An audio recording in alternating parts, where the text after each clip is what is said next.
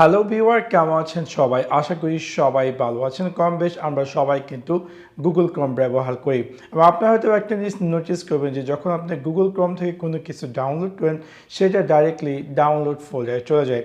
আপনি হয়তো চাচ্ছেন যে আপনার যে ডাউনলোড ফোল্ডারটি বা সি ড্রাইভটি সম্পূর্ণ ফুল হয়ে গেছে, অথবা আপনি চাচ্ছেন যে আপনার এই ডাউনলোড লোকেশনকে পরিবর্তন করে ডি ড্রাইভ বা অন্য কোনো ফোল্ডারে সেট করার জন্য।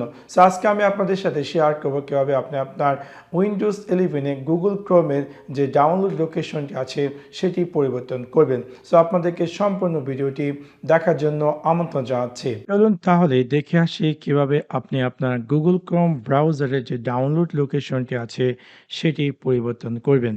সেই কাজটি করার জন্য প্রথমত আপনি আপনার গুগল ক্রোম যেই ব্রাউজারটি আছে সেটাকে আপনাকে ওপেন করতে হবে। ওপেন করার পর আপনি দেখতে পাবেন যে এরকম একটি স্ক্রিন অ্যাপিয়ার করবে।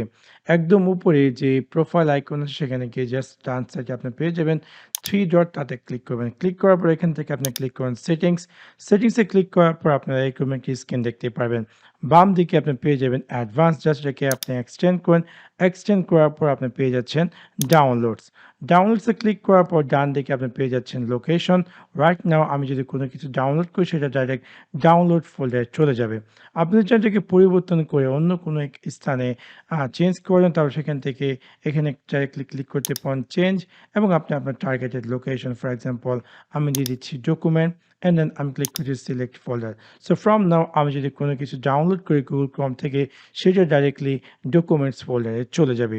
সো এবার খুব সহজে আপনি চাইলে আপনার গুগল ক্রোম ব্রাউজারে ডাউনলোড লোকেশন পরিবর্তন করতে পারেন। তো আশা করি আপনাদের ভিডিওটি ভালো লেগেছে, এবং যদি ভিডিওটি ভালো লেগে থাকে অবশ্যই লাইক এবং শেয়ার করতে ভুলবেন না। Thanks for watching my video. See you next one. Piece.